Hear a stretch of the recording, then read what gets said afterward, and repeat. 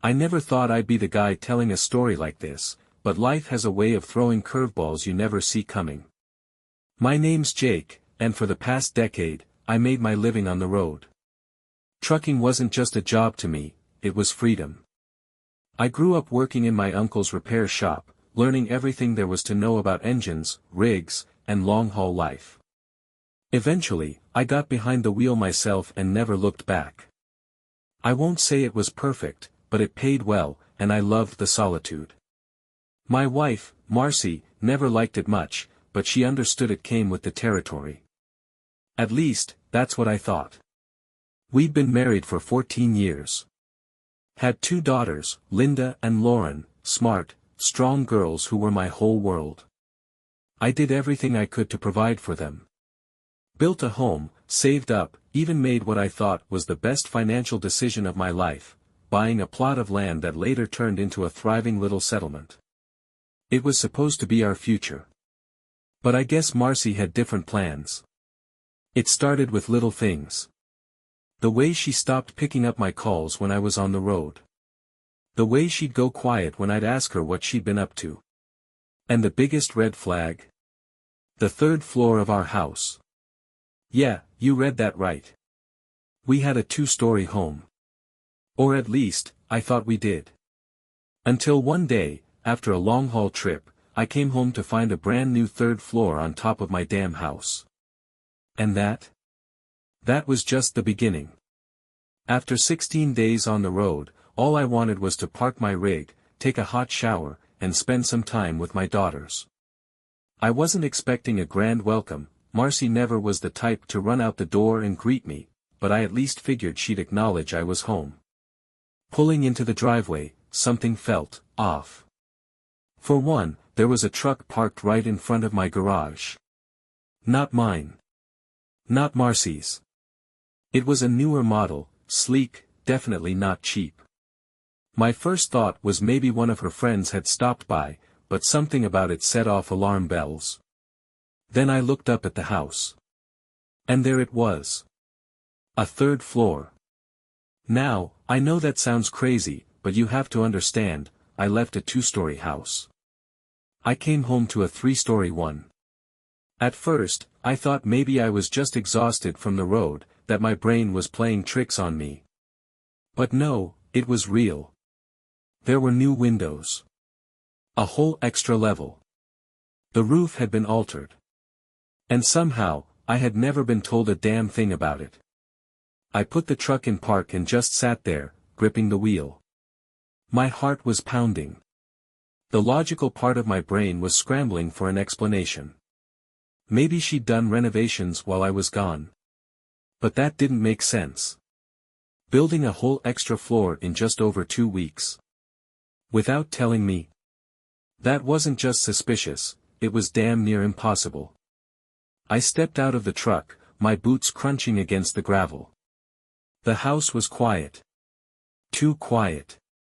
I made my way to the front door, unlocked it, and walked inside. And that's when I realized something else. The house smelled different. It wasn't the usual scent of coffee, wood polish, and whatever candle Marcy had burning. Instead, it smelled like fresh paint, new furniture, and expensive cologne that sure as hell wasn't mine. I called out. Marcy. No answer. Girls. Still nothing. Something cold settled in my stomach. I shut the door behind me, set my duffel bag down, and started walking through the house. Everything on the 1st and 2nd floors looked normal, but something was gnawing at me, an instinct screaming that I was about to find something I wasn't meant to see. Then I spotted it. A new staircase leading up to the mysterious 3rd floor. I didn't even hesitate. I climbed those stairs 2 at a time, my pulse roaring in my ears. And when I reached the top, I stopped dead in my tracks. The entire 3rd floor was completely furnished. Not just that, it was luxurious. Sleek hardwood floors, a massive bed with pristine white sheets, a high-end entertainment system, a minibar. It was like a damn 5-star hotel suite.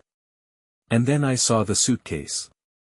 Sitting near the bed, partially unzipped. I stepped closer. The second I saw the initials embroidered on the side, my hands clenched into fists. Jr. Jack F. * King Roberts. My boss's son. My co-driver. The guy I had been mentoring on the road for the past year. It was his damn suitcase. His clothes in the dresser. His shoes neatly tucked under the bed. And just like that, I knew. This wasn't a guest room. This wasn't some random renovation project. This was his home. In my house. With my wife. I stood there, frozen, staring at that suitcase like it had just confirmed my worst nightmare. My mind was racing, trying to catch up, but deep down, I already knew the truth. This wasn't just some mistake. It wasn't an innocent misunderstanding. Jack had been living here. In my home. With my wife.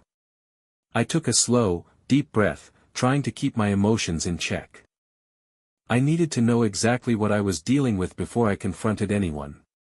If Marcy had gone this far to hide something, I wasn't going to give her the chance to lie her way out of it. So, I started looking around.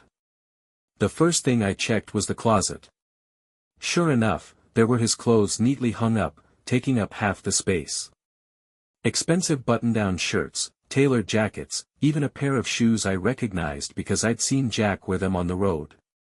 I moved to the dresser. Inside were neatly folded t-shirts, socks, boxers, his, not mine. But the real gut punch came when I checked the nightstand. Inside, I found a wristwatch I knew wasn't mine and a small black box. I hesitated before opening it. Something in me didn't want to see what was inside. But I had come too far to stop now. I flipped it open. A pair of his and hers matching wedding bands stared back at me. For a moment, I just stood there, feeling like the floor had dropped out from under me. I don't know how long I stood there before I finally closed the box and placed it back where I found it. Then I noticed the laptop.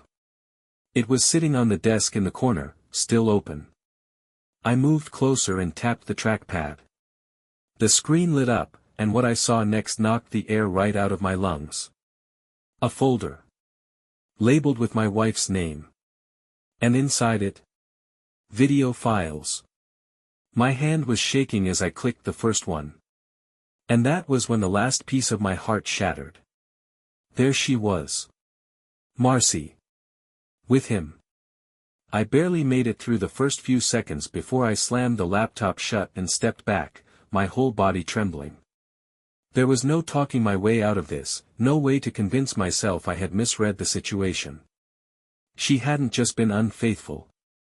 She had built a life with him. Under my roof. Using my money. And she had been arrogant enough to think I would never find out. I took another deep breath, steadying myself. I wasn't going to explode. Not yet. I needed to do this right. So, I did what any man in my position would do.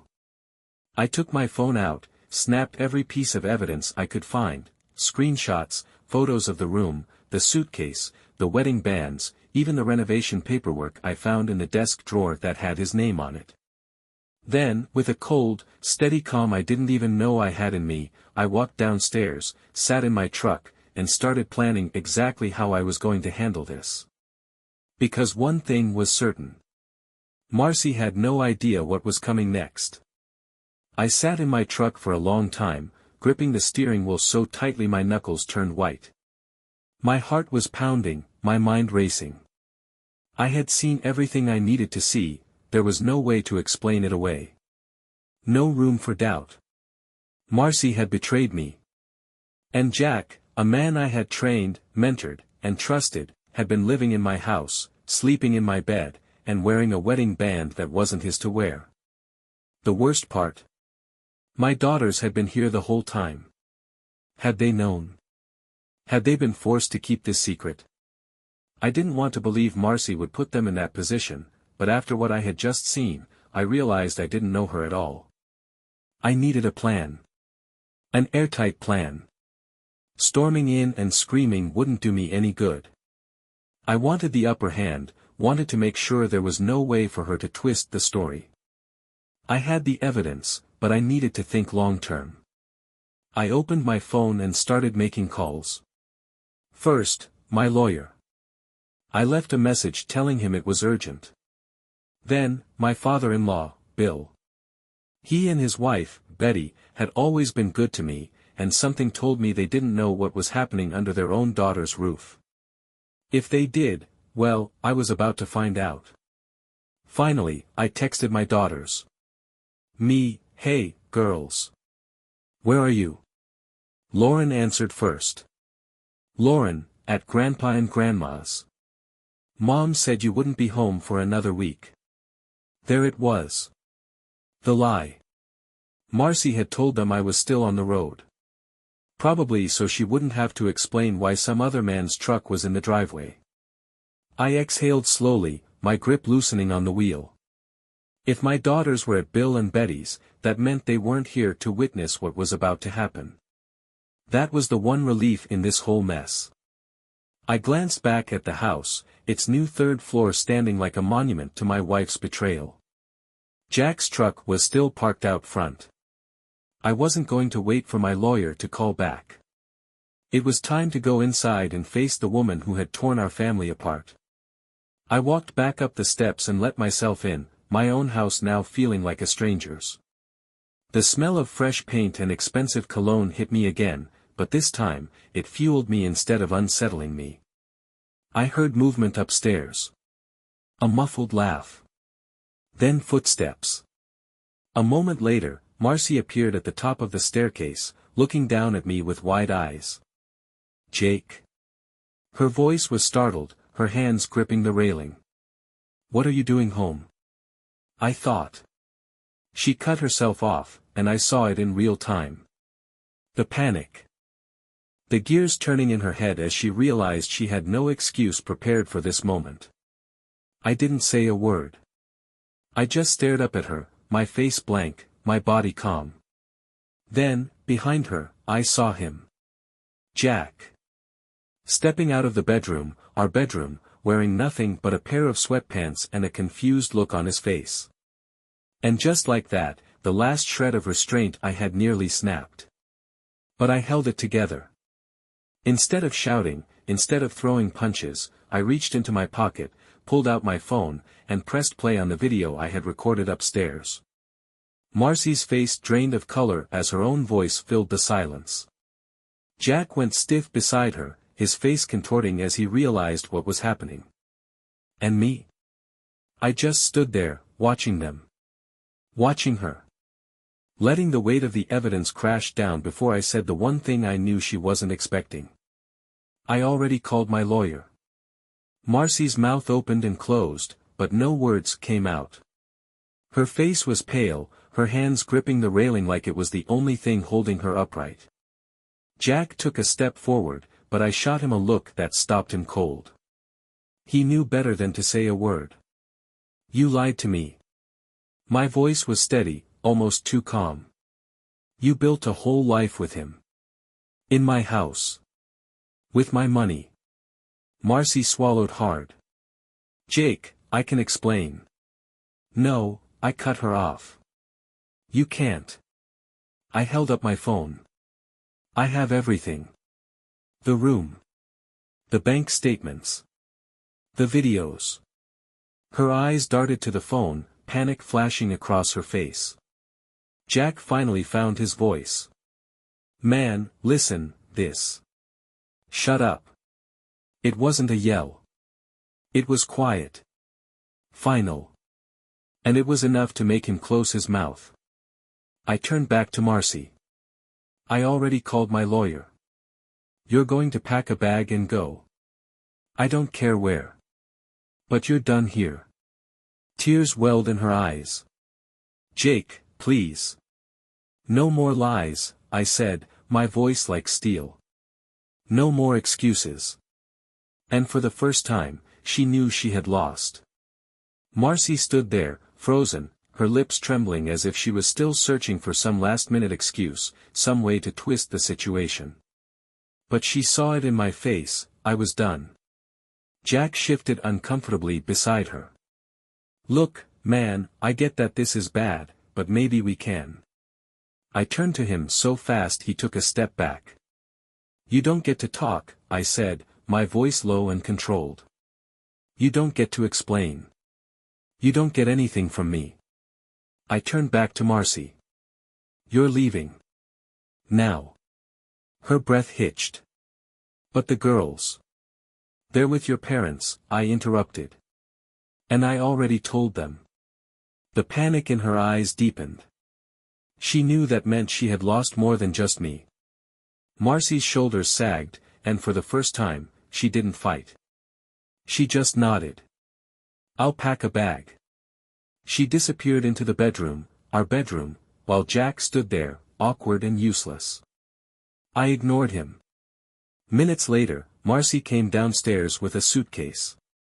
She hesitated at the door, looking at me like she wanted to say something, maybe even beg. But I was already opening the door. She stepped past me without another word. Jack hesitated. I should probably get out. And just like that, they were gone. I stood in the empty house, staring at the door. The anger was still there. The pain. The betrayal. But underneath it all, something else was settling in. Relief. This was the end of something. And the beginning of something else. The house was quiet, too quiet. For the first time in years, I felt like a stranger in my own home. Every inch of it had been tainted by lies, by betrayal. The air still carried the scent of Jack's cologne, and the sight of that extra staircase made my stomach turn. I needed to leave. I grabbed my keys and drove straight to Bill and Betty's house. My daughters deserved to hear the truth from me, not through whispers or speculation. When I arrived, Betty answered the door, her eyes filled with concern. Jake, she said softly, stepping aside. They're inside. I stepped in, and there they were, Linda and Lauren, sitting stiffly on the couch, their faces tense. They knew. Maybe not everything, but enough to sense something was wrong. Lauren, my youngest, spoke first. Dad, what's going on? I sat across from them, exhaling slowly. I need to tell you both something, I said, my voice steady but heavy. It's about your mom. They exchanged a glance, and I could already see the conflict in their eyes. I wasn't going to sugarcoat it. They deserved honesty. Your mom was having an affair, I said bluntly. With Jack. Lauren gasped. Linda, my oldest, didn't look surprised. Instead, she lowered her head, her hands gripping the hem of her shirt. I frowned. You knew. She hesitated before nodding. Not everything, she admitted. But Mom made us keep secrets. She said it was just a friend staying over, but we weren't allowed to tell you. Anger flared in my chest, not at them, but at her. She made you lie for her? I asked, my voice tightening. Linda swallowed hard. I didn't want to, Dad. I swear. I reached forward, placing a hand on hers. I know, sweetheart. This is not your fault. Lauren was crying now, silent tears rolling down her face. What's gonna happen to us? She whispered. I took a deep breath. I'm filing for divorce. And I'm fighting for custody. You're staying with me if that's what you want. Without hesitation, they both nodded. We want to be with you, Linda said firmly. Betty placed a hand on my shoulder, her face lined with sadness. You're not alone in this, Jake. We're on your side. I squeezed Linda's hand, then pulled Lauren into a hug. No more secrets, I promised. We'll get through this. Together. And for the first time since this nightmare began, I truly believed it. I left Bill and Betty's house that night knowing one thing for sure, my daughters were with me in this. That should have been enough, but something was still eating at me. I needed to understand why. Not why Marcy had done it, I had given up on ever making sense of that. But I needed to know if there was anyone else who had known and kept it from me. So I made one more stop. Jack's father. I pulled into his long driveway, my truck rumbling against the gravel. The house was dark except for the glow of his office window. I knew he was home. He was a creature of habit, always up late going over company books. I didn't bother knocking. I just walked in. He was at his desk, glasses perched on his nose, flipping through paperwork. When he saw me, his brow furrowed. "Jake? What the hell?" I tossed the folder onto his desk. The one with all the proof. The photos, the renovation papers, the screenshots. He looked down, then back up at me. "What is this?" I leaned over the desk, my voice like steel. "Your son has been sleeping with my wife." Jace flinched, his face instantly darkening. He grabbed the papers, flipping through them with quick, jerky motions. "Tell me this is some kind of mistake." I didn't say a word. Then he reached the last page. The photo of Jack's suitcase in my house. The initials clear as day. Jace's hand clenched into a fist. "I swear to you," he said, his voice shaking with anger, "I had no idea."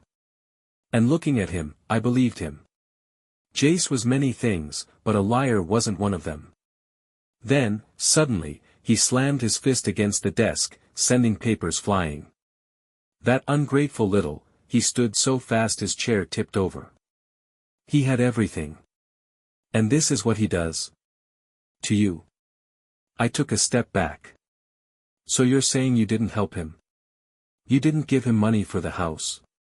Jace's face twisted in disgust. I wouldn't give that boy a penny to build a life off of someone else's back. I exhaled. As much as I hated this whole situation, at least I knew Jace wasn't behind it. He rubbed his face, his anger boiling over. "Where is he?" I shrugged. "He left with Marcy." "Didn't ask where." Jace let out a sharp breath. "He thinks he's entitled to my money, my company. But he just made the biggest mistake of his life." I raised an eyebrow. "Meaning?" Jace's eyes were cold, deadly serious. "Jack's done. He's fired. And if he thinks he's getting a single cent from me after this, he's got another thing coming." I nodded, satisfied. "Then I guess we're on the same page." Jace shook his head, still processing it all. "I'm sorry, Jake. You didn't deserve this." "Yeah," I said, turning for the door. "I know." And with that, I walked out, knowing Jack's world had just come crashing down. Just like mine had. The next morning, I got the call I'd been waiting for. My lawyer was ready to move forward. I was filing for divorce and full custody of my daughters. I had all the evidence I needed. The affair. The misuse of our finances. The lies. It wasn't just about the betrayal anymore, it was about making sure my girls weren't stuck in a house built on deception. But before I could even sit down with my lawyer, Marcy called me. I stared at the screen for a moment before answering. "What do you want?" I asked, keeping my voice cold. She sniffled, and I could tell she had been crying. "Jake, please, can we talk?" "There's nothing to talk about." She hesitated. I made a mistake." I almost laughed at that. A mistake. A mistake was forgetting an anniversary. A mistake was buying the wrong kind of milk. Building a whole secret life with another man. That was a choice. I let the silence drag on until she spoke again. "The girls won't even look at me." Her voice cracked. "They're all I have, Jake. Please don't take them from me." I clenched my jaw. "You did that yourself." More silence. Then, her tone shifted, desperation creeping in. "I'll fight this," she said. "You can't just take them from me." I exhaled slowly. The court will decide that. I'm still their mother. Yeah. I said. Then you should have acted like one. She started crying again, but I didn't stay on the line to listen. I hung up. I wasn't interested in her tears. I was too busy making sure she never got the chance to hurt our daughters again. Marcy wasn't bluffing. A few days after our last conversation, I got a call from my lawyer. She was fighting for custody. I shouldn't have been surprised. She had lost me, lost Jack's cushy setup, and was now realizing she might lose everything. But what she didn't understand was that this wasn't a fight she could win. I had evidence. I had witnesses. And most importantly, I had my daughters on my side. When we got to the first custody hearing, Marcy played her role well. She walked in looking like the picture of a heartbroken mother, tearful eyes, neatly dressed, soft-spoken. If I hadn't known better, I might have believed her act. Her lawyer went straight to damage control. Yes, mistakes were made, he admitted. But Marcy is still a loving, dedicated mother who deserves to be in her daughters' lives. Then came the part where they tried to paint me as the absent father. The long-haul trucker who was never home. That's when my lawyer stood up, calm and collected. And he tore their argument apart. He laid everything out, the financial records, showing how Marcy had siphoned money from our accounts to fund her secret life. The renovation permits, proving that she had built a third floor without my knowledge, all for another man. And finally, the evidence of the affair itself. Then came the moment that sealed it. Linda and Lauren had chosen to testify.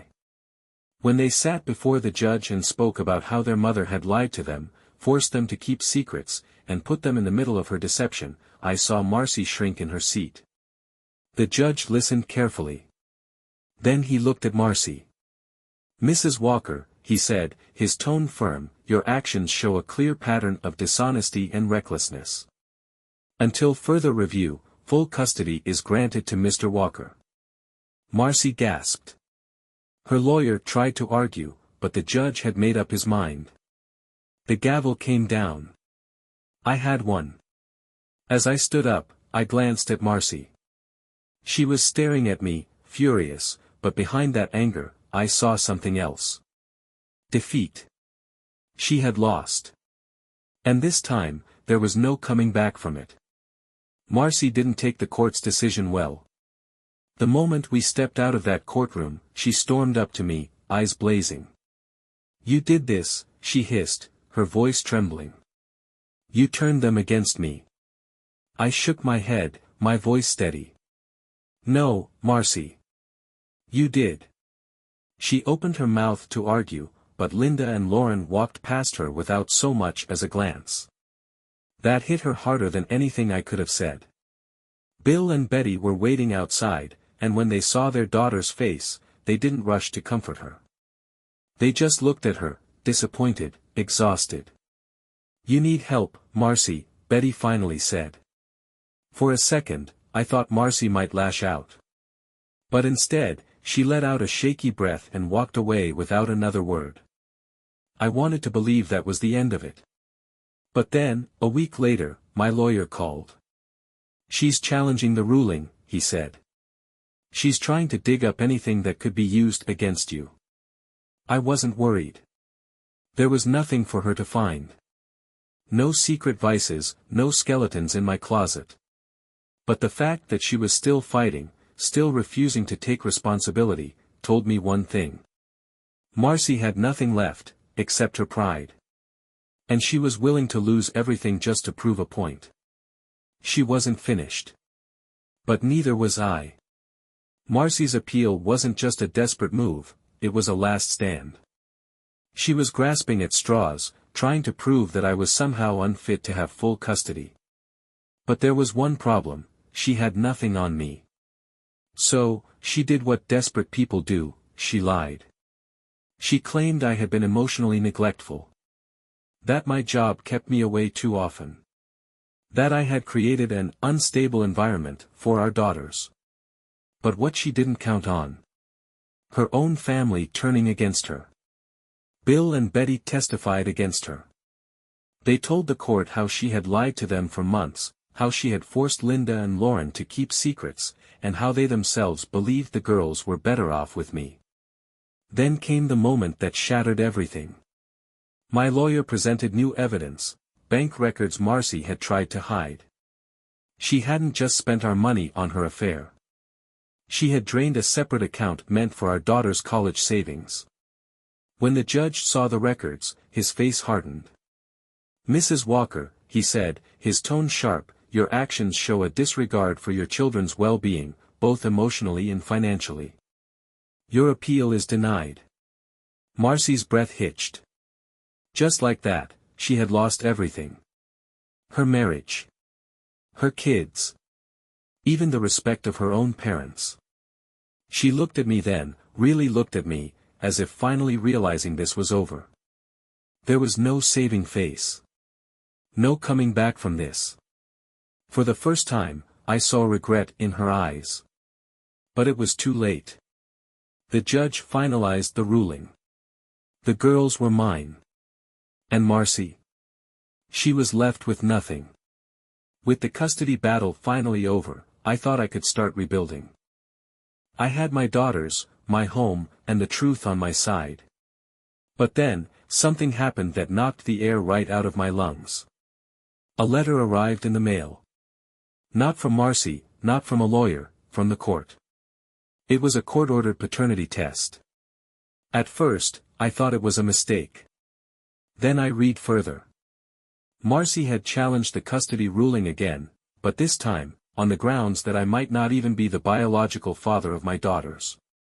I couldn't breathe. After everything she had done, after everything she had already lost, she was now dragging my daughters through this, just to hurt me. I immediately called my lawyer. "What the hell is this?" I asked, barely holding in my rage. He sighed. "She's grasping at straws, Jake. She knows she can't win, so she's trying to create doubt. If there's even a chance the girls aren't biologically yours, she's hoping to use that to reopen the case." I ran a hand through my hair, my heart pounding. "And if they aren't?" He hesitated. "Legally, you're still their father. You've raised them. But Marcy could use it to complicate custody, especially if she drags another man into this." I felt sick. Was Jack their father? Was this how deep the betrayal went? The thought made me dizzy. I didn't want to believe it. I refused to believe it. But there was only one way to know for sure. So I took the test. The waiting period was brutal. Linda and Lauren knew something was wrong, but I didn't have the heart to tell them. Not yet. Not until I had the truth in my hands. And then, 1 week later, it arrived.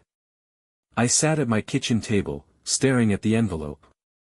My hands shook as I opened it. I scanned the paper, my vision blurring as I reached the conclusion. Linda, 99.9% match. Lauren, 99.9% match. A breath I didn't even realize I was holding finally escaped my chest. They were mine.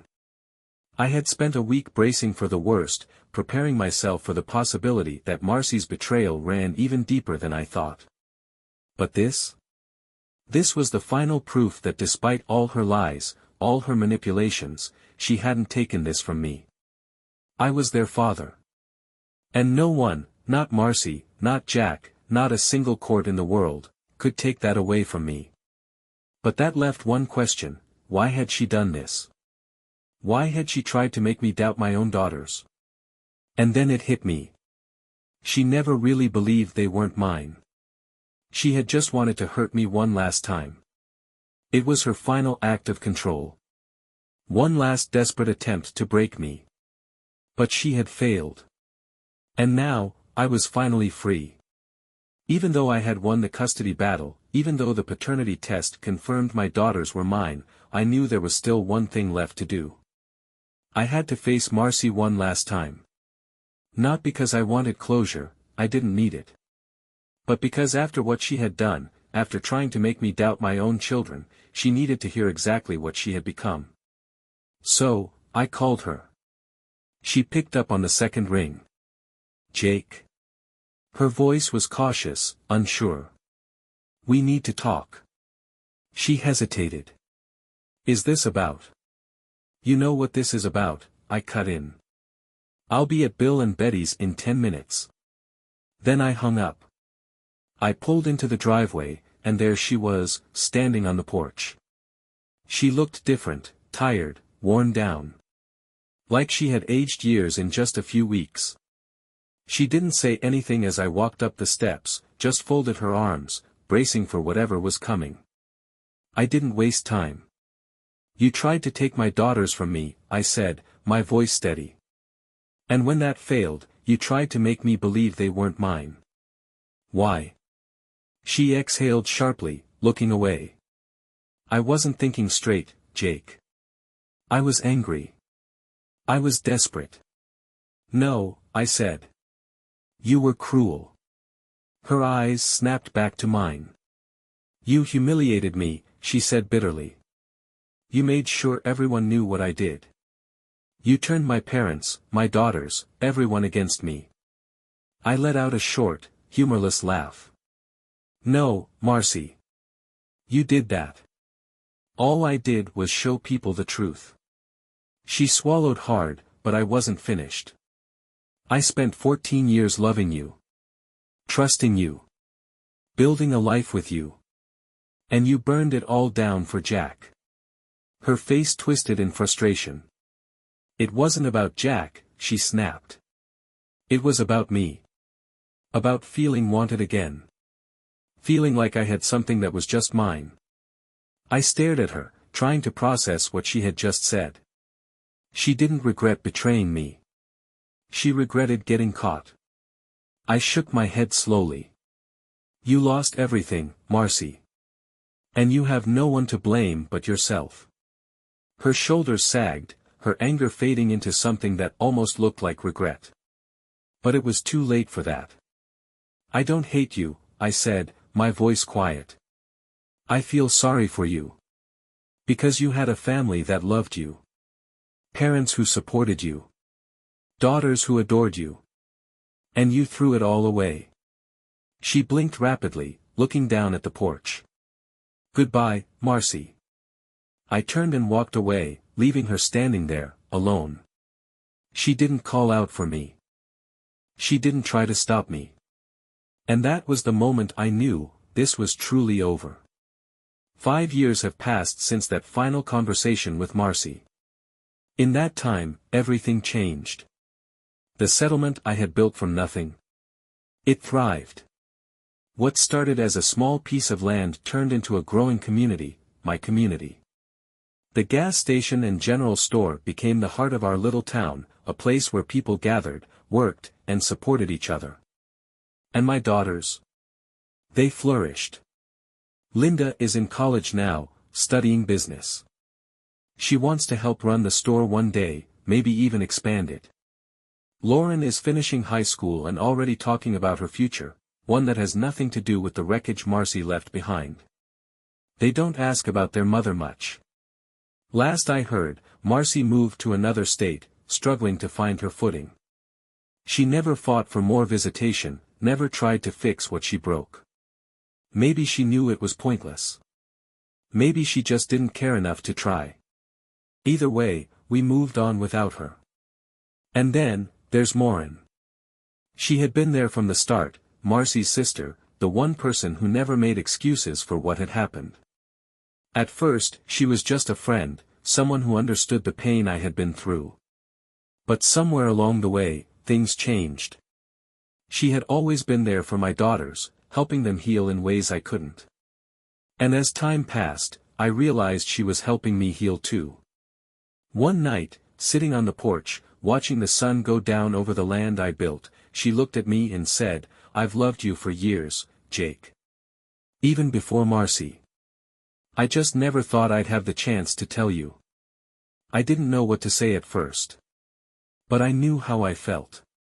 And now, years later, we're married. We have 2 sons of our own, and this house, our house, is finally a place of peace again. I lost so much back then. But I gained something better. A family built on love, trust, and honesty. And for the first time in my life, I know, this is exactly where I'm meant to be. The past is over. The future is mine. Time has a way of healing wounds, but it never erases the past. It simply reshapes it into something we can live with. Looking back now, I see the betrayal for what it was, a painful ending that led to a much better beginning. Marcy disappeared from our lives, fading into the distance like a bad dream. Whatever she does now, wherever she is, it no longer concerns me. She made her choices, and I made mine. Linda and Lauren grew into strong, independent young women. They carry no bitterness, only lessons. They saw the truth, and they chose to rise above it. Watching them chase their dreams, knowing I fought for them every step of the way, is the greatest victory I could have asked for. And then there's Lauren. She wasn't just there when I needed a friend, she became my partner, my rock, the one who reminded me that love, real love, is built on trust and honesty. What started as quiet understanding turned into something deeper, something unshakable. Together, we built a life, a home, and a future I never could have imagined in those dark days. Now, as I stand on my land, watching the sun set over the place I've built with my own hands, I realize I wouldn't change a thing. Not the pain, not the betrayal, because without them, I wouldn't be here. I lost a wife, but I gained something far more valuable. A new life. A new love.